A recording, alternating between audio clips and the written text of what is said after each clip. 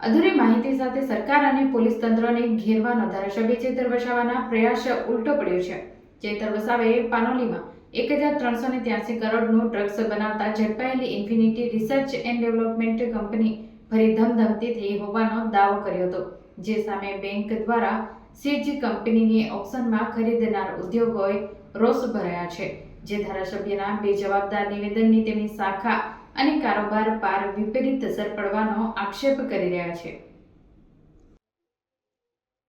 સરકાર નશીલા પદાર્થના કારોબારીને તરફ કડક વલણ ન દખાવતી હોવાનું સાબિત કરવા ચેતર વસાવાએ અધૂરી માહિતી સાથે infinity research and development company ફરી ધમધમી રહી હોવાનું જાહેર નિવેદન કરી નાખ્યું હતું।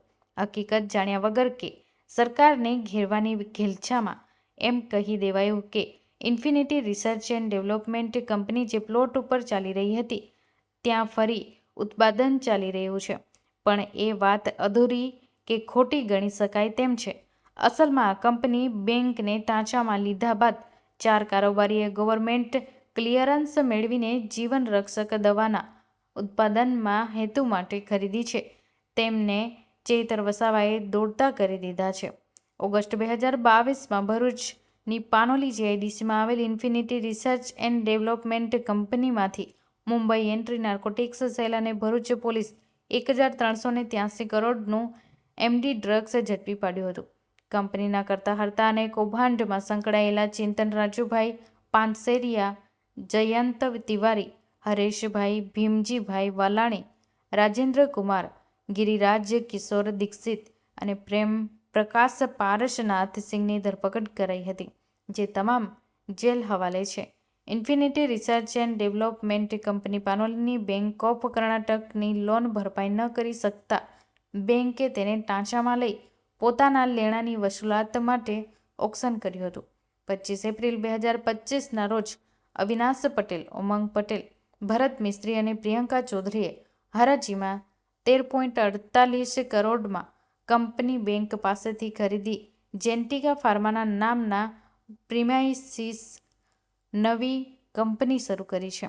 જૂના કેસને નશીલા પદાર્થના ઉત્પાદન અને કારોબાર સાથે કોઈ લેવાદેવા ન હોવા છતાં ચેતર વસાવા બેજવાબદાર નિવેદન આપતા કંપનીના નવા માલિકોએ તેમની શાખા અને કારોબાર પર વિપરીત અસર પડવાના આક્ષેપ કર્યા છે। ઉલ્લેખનીય છે કે ચેતર વસાવા સરકાર પર નશાબંધીના અમલીકરણમાં ઢીલાસ અને હપ્તાખોરીના આક્ષેપ કરે છે, પણ તેમના નિકોટના સાથેના દારૂની ખેપ મારતા ભરૂચના ઉમલ્લા અને નર્મદા જિલ્લામાં ઝડપાઈ જતા ચેતર વસાવા માટે સરકાર પર કરાયેલી લાલિયાવાડીના નિવેદન તેમના માટે બૂમરેંગ સાબિત થાય તો નવાઈ નહીં।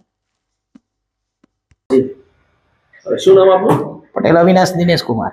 અવિનાશભાઈ, આપ કેટલા સમયથી આ બિઝનેસ સાથે સંકળાયેલા છો, ઇન્ડસ્ટ્રી સાથે, અને ક્યારથી છો? 8 થી 10 વર્ષ। શું બિઝનેસ, મુખ્ય બિઝનેસ શું આપનો? ફાર્મા ઇન્ટરમીડિયેટ અને ટ્રેડિંગ। અવિનાશભાઈ, અગાઉ પનોલીની ઇન્ફિનિટી ડ્રગ કંપની જે છે, ઇન્ફિનિટી કંપની ડ્રગ બનાવવાના મામલાઓ પકડાયા હતી અને એના માલિકો બધા અત્યારે જેલમાં છે, તો આમની સાથે કોઈ તમારો સંબંધ કે એ કંપની સાથે કોઈ સંબંધ તમારો? ના, કોઈ નહીં। કોઈને આ કંપની આપણે ક્યારે લીધી અને કોની પાસેથી લીધી? કર્ણાટકા બેંકના ઓક્શનમાંથી આ કંપની લીધી અને 2024। અચ્છા અવિનાશભાઈ, આ કંપનીમાં મૂળ પ્રોડક્ટ શું બનાવો છો તમે, કે કઈ પ્રોડક્ટનું ફાર્મા ઉત્પાદન થશે? Pharma intermediate. Pharma intermediate. Chaitar વસાવાએ એવા આક્ષેપ કરેલા કે આ ડ્રગ બનાવતી કંપની ફરી ચાલુ થઈ ગઈ છે, તો શું કહેશો આપ? સાહેબ, ઓક્શનમાં અમે તો લીધી છે, બાકી ડ્રગ્સને આગળ લગતું શું છે શું નહીં એ કંપનીમાં તો, બાકી અમે ઓક્શનમાં આ કંપની લીધી, બાકી આક્ષેપ તો હવે કેમ કર્યા છે એમને ખબર। એ બાબતમાં તો એ જે ન્યૂઝ છે એ સત્યથી વેગળા છે અને કયા આશયથી એમણે આ જે સમાચાર ફેલાવ્યા છે એ તો એમને જ ખબર। કહી શકાય કે કોઈક રાજકીય સ્ટન્ટ હોઈ શકે? હોઈ શકે એનો આશય આજે સરકાર પ્રતિ જ્યારે એની પાસે કોઈ એવો મુદ્દો નથી લોકના સાચા પ્રશ્ન રજૂ કરવાનો, ત્યારે આવા ફેબ્રિકેટેડ ન્યૂઝ ઊભા કરી અને પ્રશાસનને બીજા ગેરમાર્ગે દોરવાનો એનો આશય હોઈ શકે। શું નામ આપનું? હસમુખભાઈ। કંપની સાથે આપ કઈ રીતે જોડાયેલા છો? અમે આમાં સીધા ડાયરેક્ટરના હોદ્દેથી